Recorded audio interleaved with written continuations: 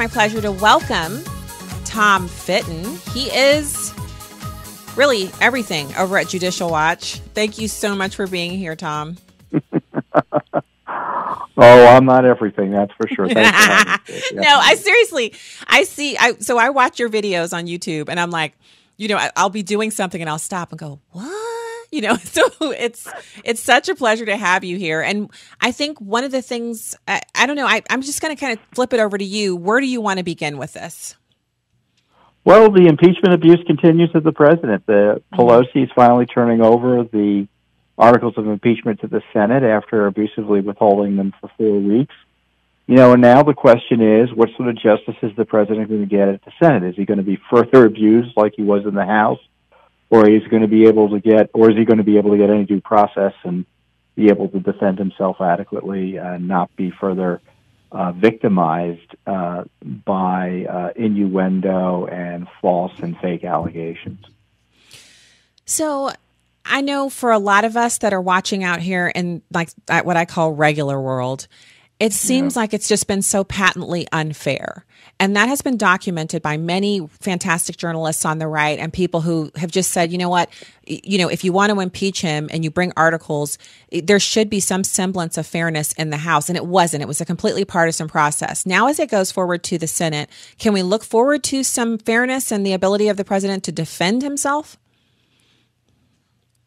Well, at least he'll be able to make his case. He wasn't really allowed to in any significant way in the House, so there's at least that. I fear, though, and I guess my concern is that the trial really is a reward for the abuse that we saw in the House. So any trial, the president may win in the end. It's going to be designed by the coup cabal, as I call it, that's opposing him, to embarrass him. And, I just fear that there's no majority to allow him to bring in witnesses to defend himself, but they're happy to let the other side bring in witnesses, and that there is a majority to further harass him. It doesn't need a big majority. All they need is 51 votes, but it could be there. So when you say it could be there, the first person I think of, or persons, it's Mitt Romney, Lisa Murkowski, Susan Collins. They're the ones who are most likely to step away from their duty to their voters and their constituents and really enable this process to go awry. Do you see that happening, or do you think they'll be concerned with the historical aspect of them participating in this witch hunt? Well, I believe they'll be a bit more skeptical than we will give, that many are concerned about. I should say they probably be better than some conservatives are worried about and some Trump supporters are worried about. But when I say bring in witnesses for the other side, I mean they want to bring in Bolton and people like that, whose testimony, if allowed to proceed without objection, would undermine the president's right to get confidential advice on national security and foreign policy matters, which is a significant issue. And I think they're susceptible to the argument that we have to hear from witnesses like that.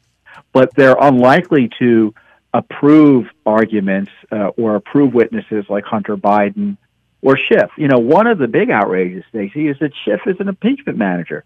He's a possible witness. In any ordinary trial, and there's a patina that this is some sort of legal process, however ridiculous it may be, a lawyer who's a witness would have to step aside. And I think the Senate should reject Schiff as an impeachment manager.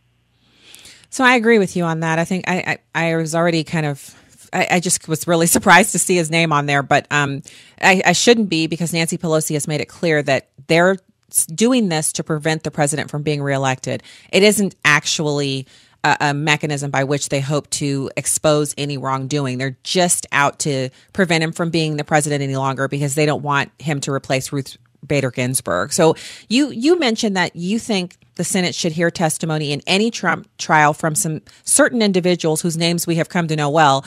Who are they? Well, it would be someone like Hunter Biden. It would be Joe Biden. You'd want to talk to Schiff. You'd want to talk to the person who leaked the contents of the classified call or shared it, or other, because there's a question whether it was done properly and whether the call was disseminated properly within the administration as opposed for political purposes and to undermine the president in violation of the law. That to me ought to be part of any investigation. The president's defense is, or at least one of his defenses is, he had a good faith basis for asking questions about Ukraine corruption. So he should be able to demonstrate what that good faith basis is through witnesses and other opportunities. But let me take a step back. And of course, the train may be leaving the station here, but it may be too late. But listeners can call in and let their views be known. That to the degree there's any trial, it should be on the prosecutorial misconduct of Schiff. His connections to the whistleblower, what his office was saying and doing, and why he lied about it. And other abuses like his obtaining and then publishing the confidential private phone records of people around Trump, including his lawyer. So, those are the sorts of issues that need to be adjudicated by the Senate. That's all part of the due process for the president. Are they going to reward that abuse with a trial that ignores all that misconduct? I hope not. Well, Tom, I'm not feeling hopeful because I kind of have to rewind back too. You sound entirely too normal to me. I just analyzing the reality of Washington, but but we got to advocate for the right thing, and they're never going to do the right thing unless they're told to do it and pressured to do it, and that's what I'm trying to do here, however significant the hurdles are.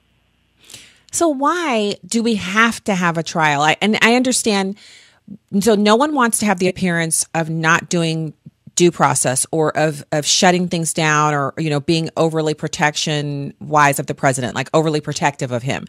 But do we have to have a trial? I mean, it's utterly ridiculous that he was obstructing Congress, whatever that is. The transcript doesn't show any wrongdoing of the phone call. The shifting goalposts are an indication that this is a witch hunt. Why do we have to have a trial? Well, your answer is it's a political question. And they've decided for political purposes, or evidently the majority in the Senate wants to proceed to a trial because they think the politics demands it.